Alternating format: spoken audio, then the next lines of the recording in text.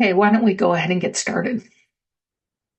I actually have a cat on my lap right now. So you hear purring on the microphone, it's not me. So welcome everybody. My name is Dr. Meg Bouvier.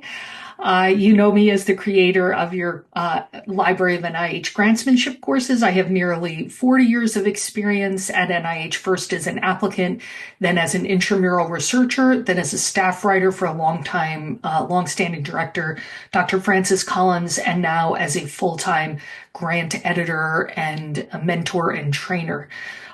So I am here to answer your grant writing questions, so grab a cup of coffee and let's get started.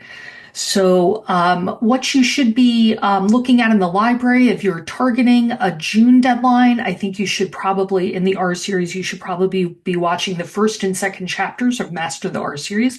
And in fact, we just kicked off part one of our 4-part boot camp. It's not too late to join because there are recordings of it. So everybody on this call has access to the recordings of boot camp and Master the R series.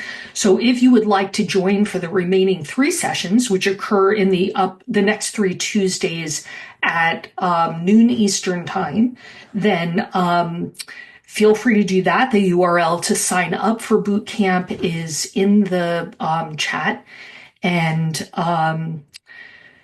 the other thing that you may be looking at right now is master resubmissions, which is why I'm going to be giving a mini tutorial on that. So, but before we jump into the mini tutorial, news coming out of NIH, of course, is that the FY26 budget is passed, and it's good news. So instead of voting for the 40% budget increase that the president had recommended, Congress actually voted a small increase in the NIH budget instead of the big decrease. The other thing is that I know that people have been a little concerned about the strategic plan that's been kicking around at NIH that suggests a restructuring of the institutes and centers.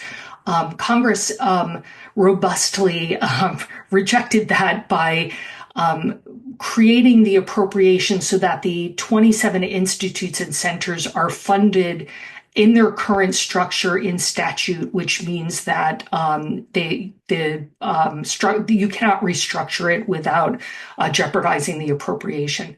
So that was good news. And of course, that comes on the heels at the end of 2025 of a federal appeals court saying that it is not legal for NIH to unilaterally cap the F&A rate. Period. So there's no unilateral 15% cap, which of course is what was sending everybody into a tailspin at the beginning of last year. So lots of good news coming out of NIH at the moment. So today we're going to be doing a mini tutorial on master resubmissions.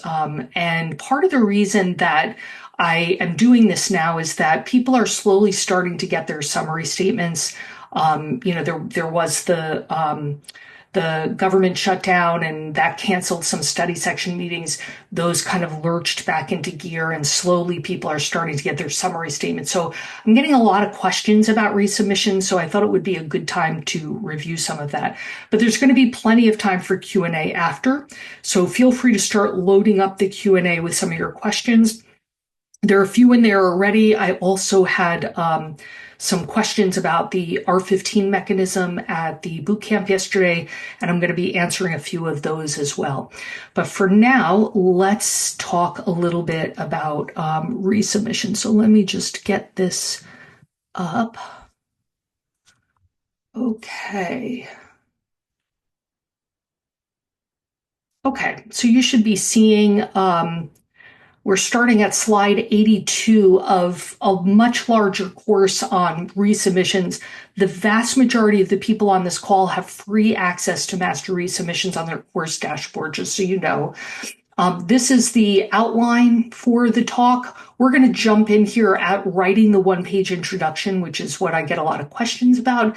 But just so that you can see, a lot of what I go through in that course is all the strategy about the decision making as you look at your summary statement and decide how to resubmit. So the first thing, of course, is how do you read the summary statement? Then the question is, should you resubmit at all or abandon the idea altogether or, send it somewhere else? And not just what you think, but what others think, including your colleagues and your mentors and my lovely cat here. I don't know if people can still see her. There she is. So she's weighing in on this as well. And your program officer. So, and then how should you resubmit? And by that, that whole chapter goes through things like, should it be to the same study section, to the same institute? Should it be to a different NOFO? Should it be as a resubmission, or should you massively retool it and put it in as a new submission in A1? What are the pros and cons of that? Should you be considering another agency? Is this not NIH appropriate? So walking through all of that. Then when should you resubmit? Do you do it quickly? Do you wait? Pros and cons of that. All the various instructions surrounding the rules for resubmitting and how and when a person can do that. And then at the end of the course, we get to writing. So those of you who have taken my trainings, notice a theme here. I'm really big on strategy and prep before writing. So writing is always the last step, in my opinion, to a good grantsmanship practice. Nevertheless, that's where we're going to begin today, because that's where I get most of the questions. So I'm just going to run through a couple of slides to give you a sense of the format that I like for a one-page introduction to the revised application. This is not like NIH is pretty wide open in terms of how you structure it beyond it can't be more than a page. But I'm going to show you what I like. So what I just said, at the very end of the course is on writing. So typically what I have people do when they get their summary statement, and this exercise is a great thinking exercise, but it also kind of generates the outline for your introduction. So usually I have people write down every single critique and which reviewer said it. Then I have them group the critiques by themes. So there may have been like multiple comments pertaining to lack of preliminary data, but they can all be grouped under lack of preliminary data. Or, there may have been 3 or 4 different places where people talked about how AIM-3 was not mechanistic enough, but they could be grouped under that theme. And, at the end of that exercise, you have hopefully not a too lengthy list of general themes of problems that the reviewers have identified. Then what I have the applicant do is rank them by most egregious, the most serious comments at the beginning. And those would be things like the reviewers didn't agree with the hypothesis or the basic premise of the project or the significance of it, down to the least problematic, like, hey, can you enlarge the font size on your figures? It's too small. Like, that's obviously, not hard to fix. So once you do that, I have them put it in a table, and then all the team members become the columns. And I usually have them do this in some cloud-based platform so that the team members can put their comments into the table about, like maybe this co-investigator is heavily involved only in AIM-3. So maybe this is the only box that person is going to fill in. And somebody else might be heavily involved in AIM-2, and maybe that's the box that they're going to fill in. Whereas the PI might have thoughts about all of the comments. And so this is a nice exercise in advance of the team meeting to discuss how they're going to handle the revisions. So, but the nice thing about this, not only is it a great way to brainstorm how to address the critiques that the reviewers made, it also becomes the outline for your introduction. So typically at the top of this one-page document, you usually write introduction. The formal name of this is not response to reviewers. It's introduction to the revised application. Response to reviewers is kind of colloquial. It's not the NIH name for it. Most people just call it the introduction so that they save a little bit of space. And typically there are a couple of lines at the beginning where you thank reviewers for their time and their thoughtful critiques, which you've used to strengthen the application. And then usually there's a sentence. The second sentence is something about we appreciate that reviewers commented on, and then list a couple of positive things. They don't have to be direct quotes, but they can be if you want that. So, and then usually the third sentence is a discussion of improvements follows, or the list of a summary of the changes is listed below. And then, okay, now I have my lap back. Then I like to list it this way, where I know that a lot of people prefer to use direct quotes from the reviewers.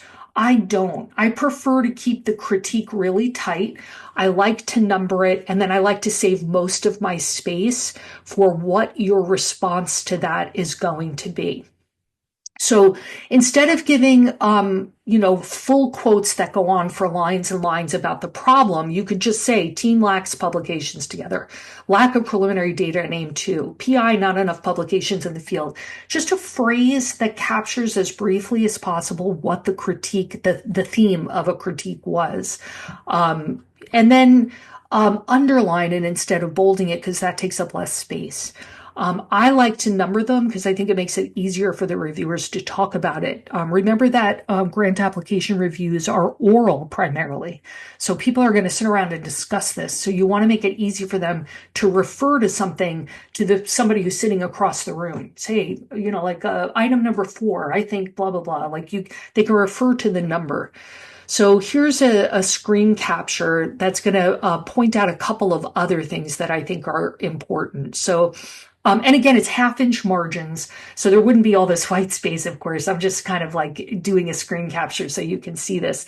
So again, you're starting with those comments in the beginning. We thank reviewers for their thoughtful critiques, which we've used to strengthen this resubmission. We appreciate that reviewers felt that the project had, quote, strong potential for widespread dissemination, quote, and was a, quote, important study that the team was skilled. So this used a combination of direct quotes and just a phrase, the team was skilled. Details of critiques responses are described. So lack of preliminary data AIM2. We have now generated more data for the same. See new figures 5 and 7. That's what I think you should bold. The stuff that's new. Bolded text is what grabs people's attention on a page like this. So for God's sake, don't bold the critique. You don't want to draw their attention to the critique. You want to draw the attention to the fixes. So I tend to bold things like new figures and new publications. And if it's in a high impact journal, bold the name of the journal as well. So, and keep it as short as possible. Lack of pathology expertise. We've added Homer Simpson to our research team. He's an expert in pathophysiology of epilepsy. Data analyses unclear. Our statistician, Ned Flanders, has provided more detail on the planned analyses. You can also refer to specific sections of an application. So, no description of scientific rigor. Added. CA2, rigor of prior research. C10, scientific rigor. So on like a full page, you might be able to get that down to 1 line. So that's an entire category of critiques that you've answered in 1 line. And the goal is that if something is a more egregious comment, like that they disagree with the hypothesis or the premise, that's where you're really taking a nice long paragraph to explain yourself.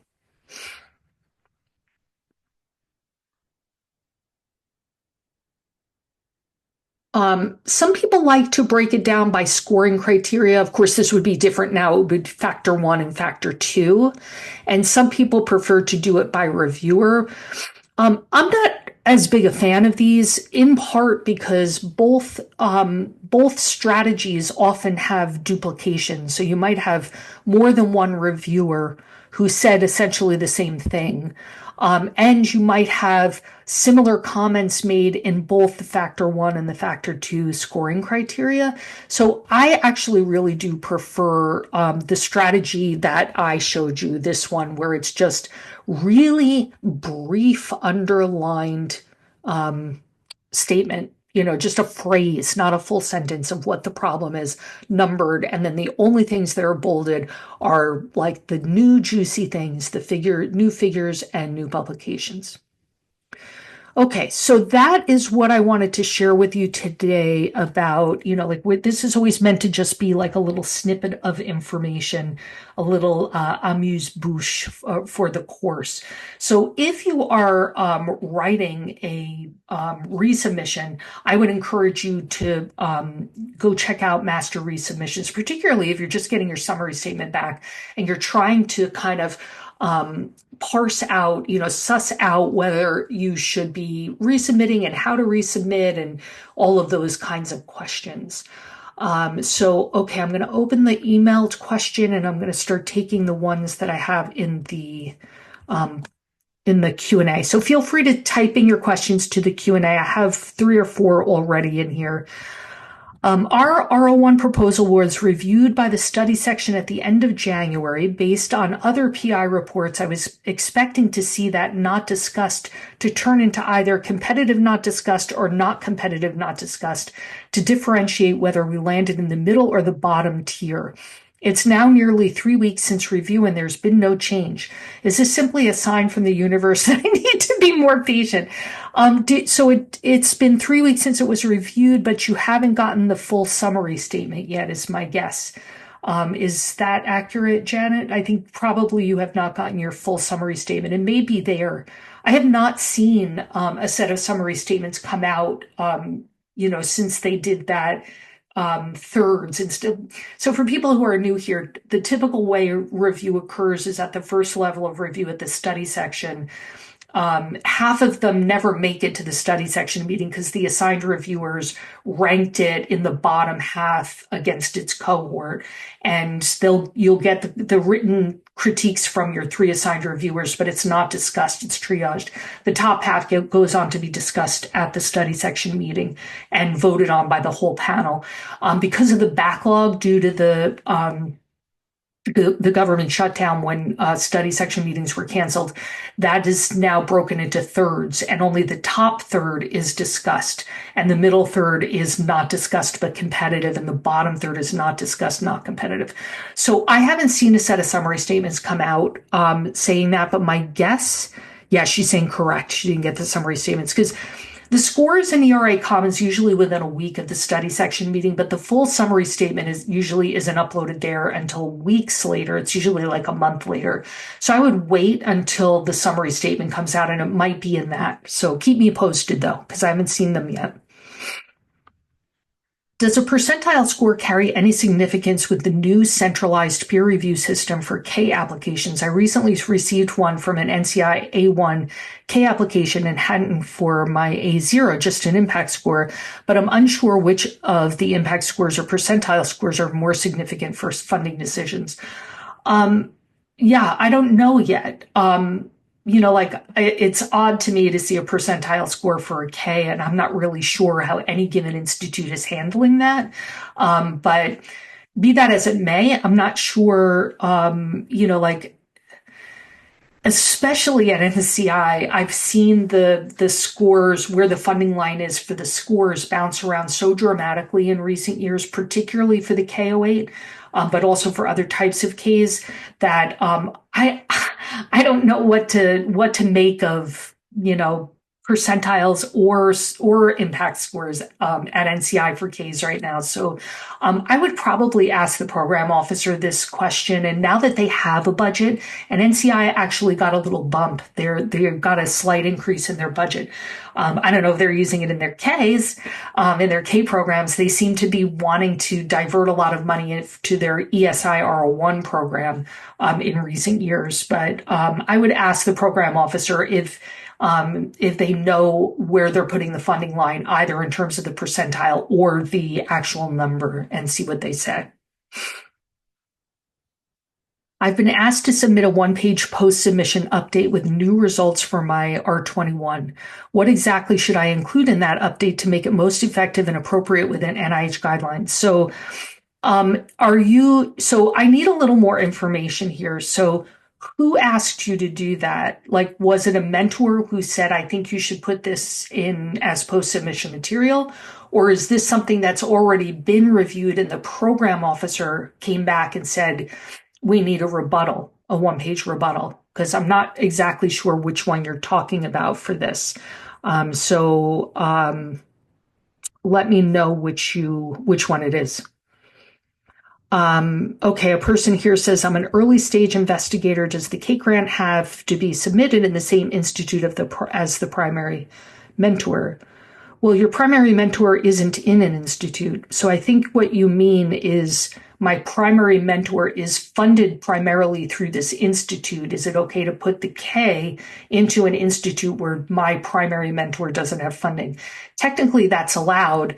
It's a little bit harder because you would be submitting your K to an institute where your primary mentor isn't known. So if your primary mentor is somebody who has lots of funding and has a relationship with the program staff at your institute, there is an advantage to putting it into the institute where they're funded, but you don't have to. And people get funded that way, where, like your primary mentor typically gets their funding somewhere else. And for that matter, your future R01 doesn't have to go to the same institute where your K was funded. People do that all the time too. You got the K from one institute, you put in the R01 at a different one. That does happen. It's not the typical path. Neither of those are the typical path, but it does happen and it is allowed. Okay, let's see. I was hearing that combined middle and bottom tiers were changed within 1 to 5 days of study section meeting. Ours seems to be waiting. I don't know what that means exactly.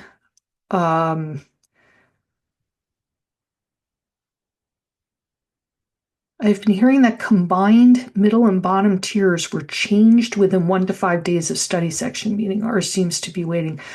I'm not exactly sure what that means. If you could clarify that.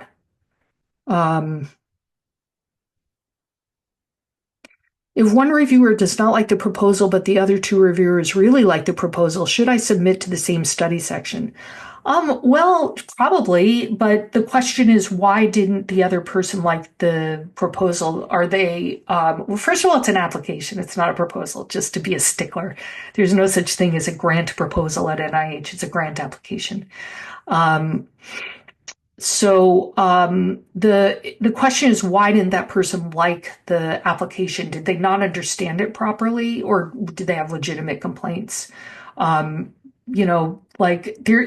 You're asking me to make a judgment call on a vacuum based on one piece of data. I mean, there are like lots of things to consider here, including whether or not to ask for any kind of ad hoc reviewer that has special expertise, and like whether or not you could address the concerns of that person who didn't like the application in a resubmission, and explain it in an introduction. But typically, and I don't even know the score, but typically, if you had 2 of the 3 people who liked it, particularly if one of those people was the primary reviewer, you probably want to go back to the same study section in the absence of any other information. Is the new biosketch obligatory for March 5th renewal deadline or waived as for February? It's waived. So it's not, they soft launched it for deadlines on or after January 25th. And it will be required for deadlines on or after May 25th. So you are not required to use it. And in fact, I probably wouldn't, because the system is so incredibly buggy right now. I would probably wait.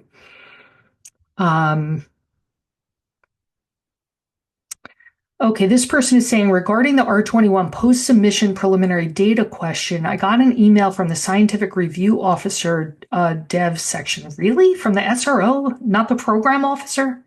Are you sure that it wasn't the NIH program officer who sent that? I've never heard of an SRO asking for information. And also my question for that person with the R21 post-submission preliminary data question, has it been reviewed? Did the study section already review it? But I've never heard of an SRO reaching out in that way. Okay, and this is somebody clarifying the previous thing. You've answered this question. I'm referring to the combined 66.6% not discussed tiers. The typical time to differentiate this into the middle and bottom tier seems to be 1 to 5 days. We're lingering now in 3 weeks. I'm wondering if that's it. We're just not discussed. Yeah, who knows? I mean, that study section may have been so slammed with applications that they just haven't gotten around to splitting that tier, especially because it's like not going to move on to council, right? Like the bottom 2/3 is not going to move on to council to be discussed there. But it may be on the summary statement when the summary statement is released. Um, Okay, let's see. In terms of K-99 eligibility timelines, I hate when people ask these because I'm never up on these. Is if an applicant's K-99 eligibility deadline ends between the June and October deadline, say in late September, could that applicant submit a K-99 application for the October deadline as long as the application was submitted prior to the eligibility end date, say early September, even though it wouldn't be reviewed until the other October deadline applications are received? That's a great question because that is true, I know, for ESI status. So, like, let's say you wanted to submit an October 5th R01 as an ESI and your ESI status expires on September 30th. You could upload your application on the 29th of September and it's ESI because when you uploaded it, you were ESI. Now, I don't know how far somebody can push that. Like, I don't know if you could upload it like a month early. I don't know. But I do know people who do this in order to take advantage of the ESI status. So this is, again, a question for the program officer, but I do kind of wonder if it'll work. My guess is that it will, but because, like if it doesn't, you will have written this entire submission for nothing. So I would verify it with the program officer, but my guess is you might be able to squeak it in that way. Can you please discuss the process in selecting a study review panel for the grant application? So I go into an excruciating amount of detail on this in Master the R Series Chapter 2. So, but in short, what you're going to do is go to a tool called the CSR ART tool, Center for Scientific Review Assisted Referral Tool, CSR ART. If you just put those 6 acronyms in CSR ART, it'll pop right up. You can upload a draft of your specific aims page, your title. I think your abstract can go in there too. And it'll yield a list of possible study sections ranked on the strength of the match. And it's hyperlinked. So you'll be able to click right into the study section and read about the study section and the topics that they study and get it and look at the roster and get a sense of it that way. And then there's like a way to take once you narrow down your search to go back to the reporter website and search what the study section has funded in the last couple of years. This is it's like a big part of Master the R Series Chapter 2. So I'm hoping that whoever asked that, since almost everybody on this call has access to Master the R Series, I'm hoping this person has access. But yeah, I would send you specifically to Chapter 2 on the specific aims because you got to draft an aims page to do this process. So the first half of Chapter 2 talks about how to write the aims page. And then the second part of it talks about how to use the aims page, for example, to select your study section and reach out to the program officer, et cetera. So I'll send you there for more details, but that's kind of the quick and dirty of that. Okay, and this is the R15 question. So I do, and I have your email up on this screen as well. So I'm going to look at that because it's bigger and it's easier for me to read. So this is a person who said, I previously submitted an R21 application to NIH twice, but it was not successful. I'm now considering submitting an application under the R15 mechanism and wanted to ask whether it would be appropriate to submit the same or a closely related topic as an R15. So that's the first part of the question. So for those who don't know, the R15 is a special mechanism that is only open to organizations that are eligible for it, and you have to determine your eligibility. And it's based on, I think I read it this morning. I think you have to have had no more than your your organization has to have no more than 6 million in federal funding in any 4 of the last 7 years. I think that's what it is.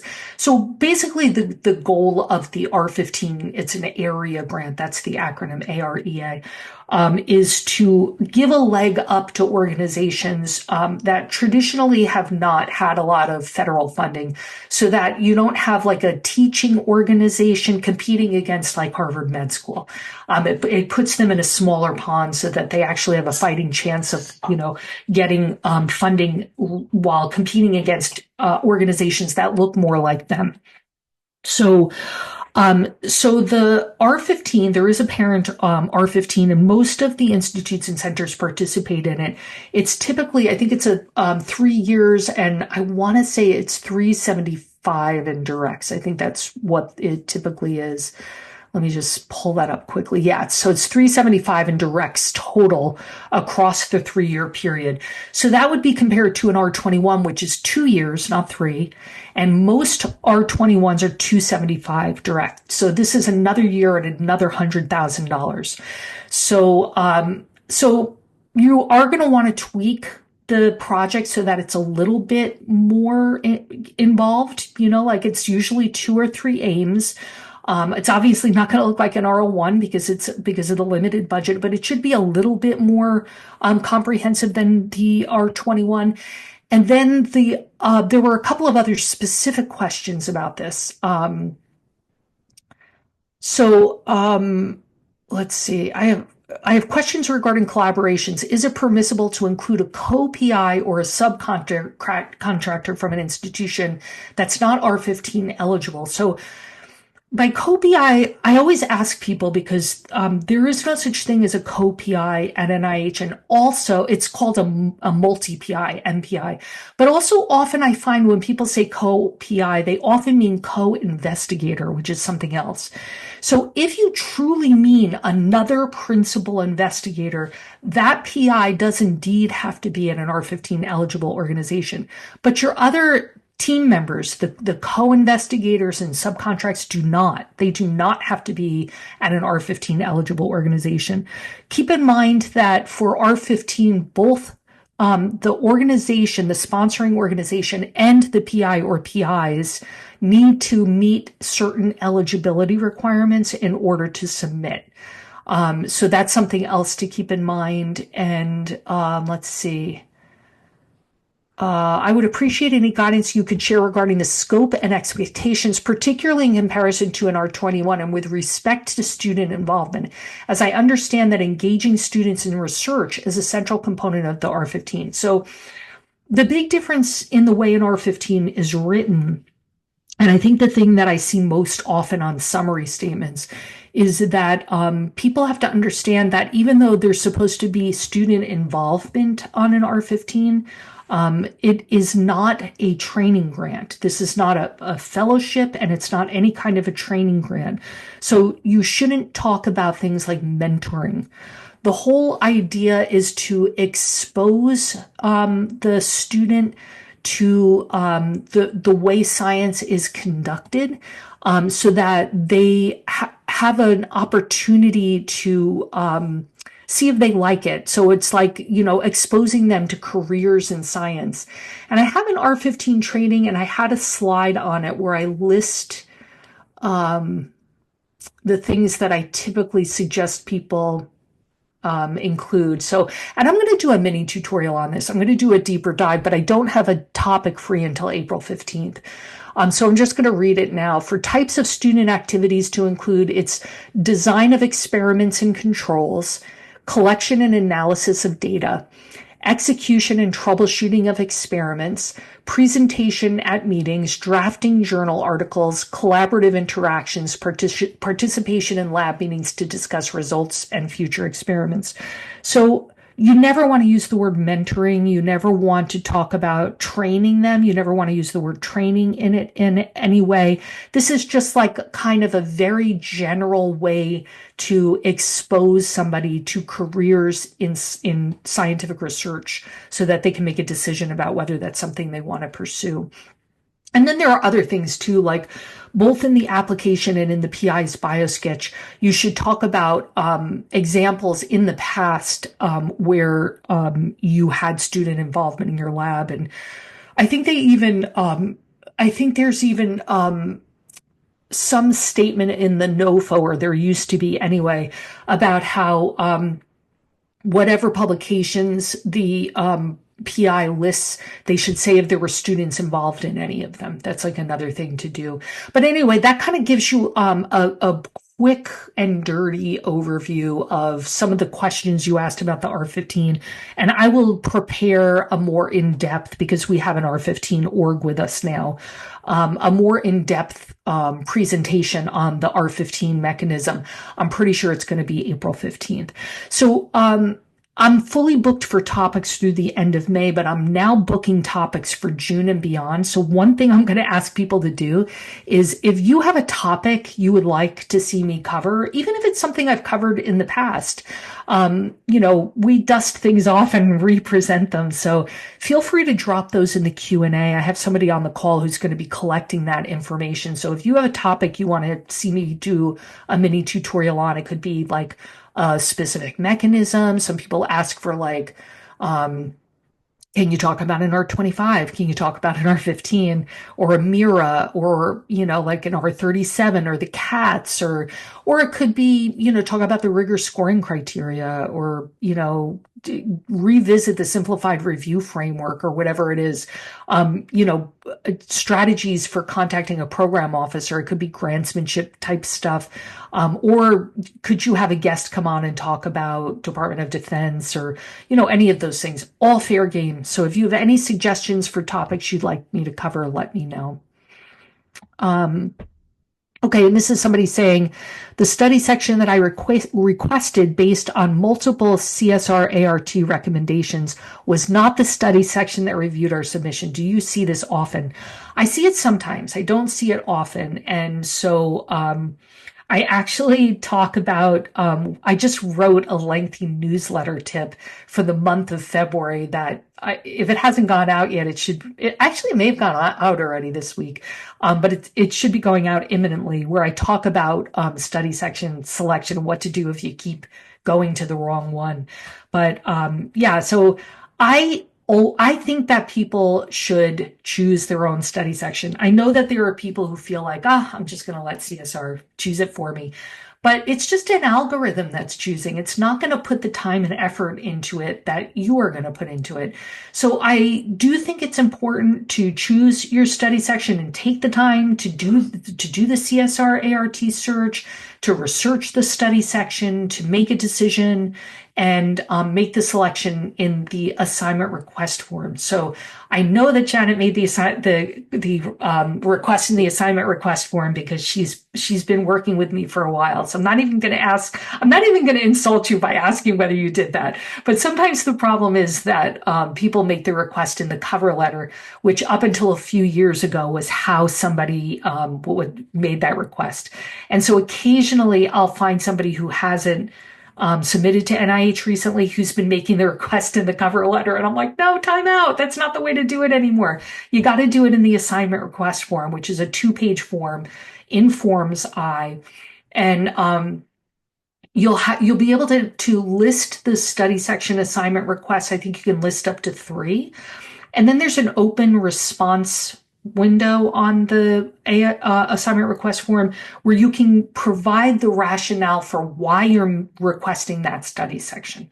And so sometimes even when you make a request in the assignment request form, you don't get that request for various reasons. Like I always encourage people to go back and think really carefully about, like what keywords might have triggered that misrouting to this other study section that, that might be in my Ames page or my title or my abstract, and go and really look carefully about like, what was it in those text sections that got it misrouted, where I could maybe, take those words out on a resubmission, but also say in that open response on the assignment request form in a follow-up, like on your resubmission, You can say, like, the reason that I think it should go to this study section is XYZ, and the reason that it should not go to this other study section is X, Y, and Z. It's an open field. Like, you can type whatever you want in there, right? So I would put that. I would say why.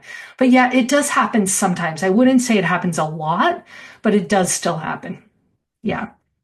Yeah. And Janet is saying, right, we did choose it. Someone else chose a different one for us. Yep. So the only thing I could say is go back and look at your prominent narrative sections like the aims page and the title and the abstract, and see if you inadvertently had some keywords in there that might have gotten it misrouted. And then strip those out and try to plant the keywords that will get it routed properly, and then carefully fill out that window on the next one.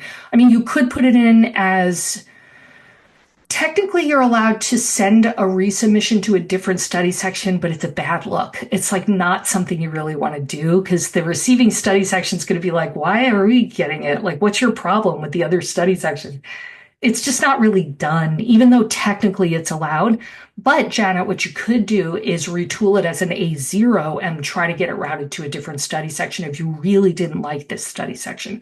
That's a possibility. So, and then, carefully fill out that open, the rationale for your study section selection. And also on the second page of the assignment request form, you can say the types of expertise that you would need represented, and think carefully about how you might fill that out to help get it routed to one study section and not another. So that's another place where you might be able to have a little bit of wiggle room. Okay, and this person says, may I suggest for future topics a tutorial on the process of selecting the appropriate study review panel for a grant proposal? Thank you. Sure, I could do that in June. I could, just so people know, I update the Master the R Series virtual course every summer. So I do a boot camp in February. I do the virtual course update in the summer, and then I do another Master the Art boot camp usually in like October, November. So every like 4 months you're getting an updated version of that content. So on my next update this summer, I'll just lift those slides out and run through them so that people can have just that little tutorial on how to do that. So any other questions? Let me just make sure there wasn't another emailed question. I feel like there might have been. No. Is there one in here? No. Okay, any other questions at all? So while I'm waiting to see if people have questions, and if not, we'll end early. Just a reminder, we kicked off the boot camp yesterday. So boot camp is just a live version of Master the R series, where in 4 consecutive weeks, I present one chapter a week, take questions on it and assign homework, and then give people the opportunity to try the homework during the week and come back with questions for me. And the idea is that it's really meant to kind of kickstart your writing toward the upcoming deadline. So the February boot camp is meant to kick off your writing toward June and July deadlines. So it started yesterday. It's not too late to join because you all have access to recordings if you miss it. And the next one will be it's on the upcoming 3 Tuesdays at noon Eastern time, and runs about an hour and a half to 2 hours, depending on how many questions we get. And the sign up for that is in the chat. The next virtual office hours, First Friday's virtual office hours, will be Friday, March 6th, and that is at 11:30 Eastern time, and that runs about an hour. And the next Ask the Grant Writing Expert is going to be Wednesday, March 4th, and that is going to be on the R35, an update on the R35, because I think they're about to release the new NOFO for that, because we saw an intent to publish for that. NIGMS already released their new investigator and established investigator version of the R35, but the ESI R35, which is the one that most people apply to. That's the version that most people apply to, expired, but we did see an intent to publish. So we're kind of dusting off a tutorial on that because I get a lot of questions on that and a lot of web traffic on that. Man, do people ask questions about that? Okay, and here's somebody saying, sorry if I missed it, but the question was, is the new biosketch format mandatory for March 5th renewal? I did answer it, but it's really quick and I'll just answer it again for you. No worries. So, no, it is not. They soft launched it for deadlines on or after January 25th. It won't be required until you hit the deadlines on or after May 25th. And I personally, if I were submitting for March 5th, I probably wouldn't use the new biosketch format in the common forms. It's super glitchy, and I'm thinking that it's probably going to be in better shape in a few months. So if it were me, I'd probably just stick with the old version for this cycle and just sit it out and wait for them to work out all the bugs in the system. So no, it's soft launched, but they made it not mandatory, not until deadlines on or after May 25th. When is the Ask the Expert on Human Subjects? Oh, that's a good question. Let's see. I just so people know, I just updated the course, the human subjects form. So if you are a human subjects researcher and you would like additional guidance on filling out the PHS human subjects and clinical trial information form, that course update is published. I updated it in January. Almost everybody on the call has free access to that. But if you don't, it's also not a terribly expensive course. I think it's, I don't know, 100 or two. Oh, you know what? You actually are right. The March 4th is the my next one. Thank you so much, because I had the dates wrong. March 4th, the next Ask the Grant Writing Expert is the one on the human subjects form. I'm going to be presenting that. Then on March 18th, I'm going to be doing expert tips on writing the K submission, because I just updated the candidate section of that course. And then April 1st is going to be the R35 mini tutorial. And then April 15th will be the R15. And then we'll launch into several weeks of pure Q&A, because people will be frantic for getting their questions answered as we head into the deadlines. Yeah. So thank you so much for pointing that out to me. I had the dates wrong. So today is the resubmission one. So March 4th, human subjects tutorial. For the human subjects form, March 18th is a case submission tutorial. I'll probably talk a little bit about the candidate section. April 1st is the R35 mini tutorial, specifically the NIGMS ESI version of that. And then April 15th, I'll do the R15 mini tutorial. Okay, any other questions? Okay, you should all be getting highlights emails. We do also, in the monthly highlights emails, provide information about upcoming like boot camps and other live events, the dates and the topics for Ask the Grant Writing Expert in the first Fridays, and any courses that are being published. So check that out. If you're not getting that, let us know. You should be getting that. Oops, I see one more question coming in. So the person says, I have a brief question. Shoot. Yeah, go right ahead. Has anyone had any issues submitting a biosketch with HTML tag formatting? So this was a discussion, and something else just got deleted. I don't know what that was, but I'm assuming Riley's on top of this. Yes, there's still time. Yeah, you can ask a question. Technically, we go another 10 minutes. If people need to go, they can. But yeah, you absolutely can ask another question. So has anybody had any trouble submitting a biosketch with HTML tag formatting? So we talked about this in the last Ask the Grant Writing Expert, where because of the limited formatting tool, people were talking about, well, you might be able, I think this is what you're talking about. You might be able to use HTML to format. I think that's what you're talking about. If not, let me know. But yeah, that's the person's question to the group. Has anyone had any issues submitting a biosketch with the HTML tag formatting? And here's another one. I'm an early stage investigator. Does the K need to be submitted at the primary mentors institute? Well, this question was already asked, right? So I'll answer it again, but I did answer this question.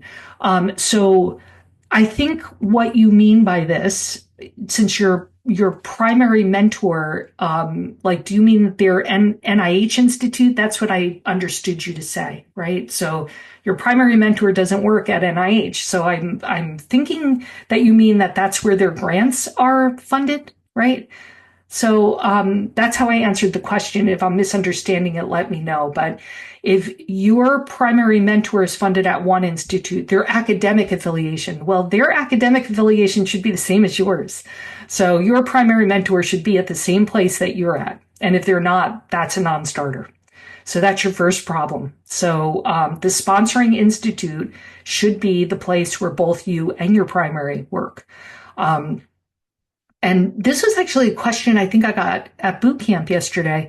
In all my years of grant writing, and I've seen hundreds of case submissions over the years and summary statements for case submissions, I have seen dozens upon dozens of times when reviewers have said, we're not funding this because the primary mentor is not at the same institute, at the same university as the applicant.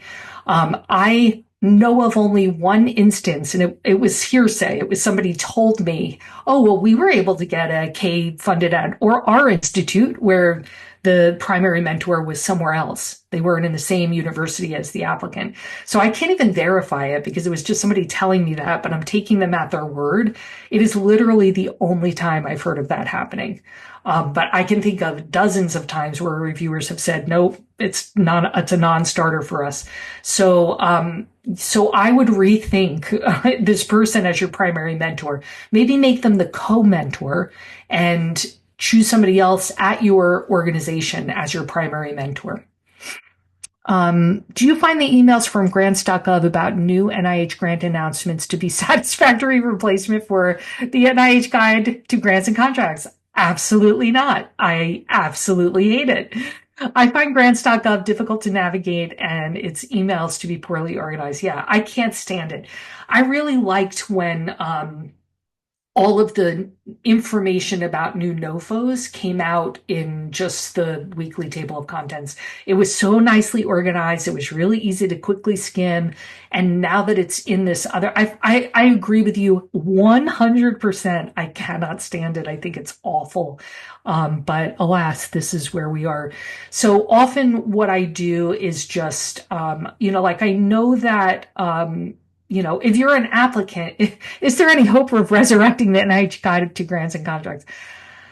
I don't know. Like right now, everything is just kind of like, who knows what's going to happen in a year or 3 years from now. But yeah, I don't know. I mean, they finally did fix that new search engine for the NOFOs. I don't know if you were using that. The old one is still active, so this is the other piece that they had said, like, no, you can't use this old search engine that we've all been happily using for years. You have to go and search in this terribly clunky and inexact search engine that's for all of the federal agencies, and it was horrible. But that actually seems to have improved. They've released a different one now, and that seems to be better. But yeah, I don't know. I mean, I would put in a complaint to like, even if it's just an email complaint to an info desk at NIH. What have you got to lose? Like, if enough of us complain, maybe they'll do something about it. But I can't stand it. It's terrible. For University of Colorado, there are different campuses. Would it look better to reviewers to be submitted through a different campus with the same institute? It depends, honestly, on how closely affiliated the campuses are and how geographically far apart they are. So I know that may sound silly, but one thing that I've noticed is that reviewers and this is the K person, I think, right? Yeah, the name looks like it's the K person. I've noticed that if the farther apart geographically, the primary mentor and the K applicant are the worse the application fares. The best case scenario is if they're on the same floor, like right next door to each other. That's like the best case scenario. The worst case scenario is we're at the same university, but he's on this campus and I'm on that campus. So Denver and Boulder, you might be able to do that because that's an easy, you probably would have to make the case.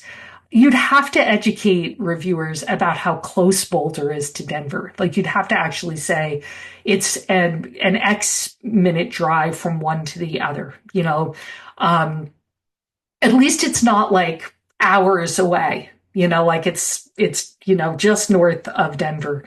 So as I recall, if that's right. But yeah, you probably are going to have to educate them about how close they are. And that might fly. You might be able to get that to fly because it's the same university and the campuses are not far apart. Especially if you say, here's what I would probably say. This person, he or she has already been my mentor and we've already been meeting weekly for the past year and that will just continue so that you can show that like this is an established and functional mentorship. Yeah, it's a 45-minute drive. Having said that, I can think of an example, like the one that comes off the top of my mind was somebody at Children's National in Washington, D.C., who had a primary mentor at Hopkins Med, which was in Baltimore. That is commuting distance, those two locations, like that's commuting distance. And the reviewer's like, no, two different places, not close enough. But again, like that's a situation where it wasn't like the same university in a different campus. And I don't know that the applicant specifically said this is how many miles apart it is, or it's a 45-minute drive. But really the best thing you can do is say, this person's already mentoring me. We already meet weekly. This is already a functional and successful mentor-mentee relationship. The K is just going to solidify it. That's it. But it's already happening. We're already doing it. And we'll continue to do it with or without the K. That's probably what I would suggest in that scenario. Here's a person who says, I set a filter on my grants.gov subscription so that I get only relevant announcements. Yeah, that's a possibility. I don't do that because everything's relevant, but I guess, I know that the person who asked me that question is in a central office. So they also are not going to filter it down to something smaller because we're, looking for a lot of people. So, that's helpful for applicants, maybe less so for those of us in support roles. And this person is saying, I finished my T32 in Denver. See you on shoes. So, and you're located in Boulder, my K applicant? You're located in Boulder. If that's the case, then say that. I did my T32 in Denver. I'm physically located in Boulder. Like you're joining Boulder. I would start meeting with that person weekly. Even if it's, I don't know if you're in Denver regularly, but I would do weekly Zoom meetings so that you can make the case in the application that like this mentoring relationship in this geographical configuration is already happening and already successful. That's what you want to be able to say. And what's underneath the concern for reviewers, and I've probably lost a lot of people here. No, I still have a lot of people on the call. What's behind it for reviewers, I'll just say very briefly, is that despite their best intentions, a K mentor is somebody who is mid-career or later and they're spread very thin. And while in their heart of hearts, they really want to help you, you are not anywhere near the top of their very long list of priorities. And they worry that as a K grantee, you're not going to have the chops to elbow your way into their schedule and get the mentoring you need. So, and the more geographic distance there is, between a mentor and a mentee, the harder it is for the mentee to do that. You solve the problem, you wave a magic wand over it and make it go away if you say, but we're already doing it. It's already happening. We already meet every week for an hour to discuss my work. So I would start doing it so that you can say it truthfully in the application. Just set up a 1 hour meeting weekly with this person by Zoom and say it's already happening. It's functional. The person is already mentoring me and will continue to do so with or without the K. That's what I would do. Okay, so now we really are at time. So thank you, all of you who stayed on. I do see some people with their hands up. So I'm not sure. Oh, and I think they already asked their questions. So yeah, so I hope to see some of you at the upcoming live events. If not at next Tuesday's boot camp, then at the AGE 2 weeks from now, where I'll talk about the human subjects form. And yeah, I hope everybody has a great week and enjoys the good news coming out of NIH about the budget and the restructuring. And as the French would say, courage. I wish you all the very best of luck, and I'll see you at the next live event. Take care, everybody. Bye bye.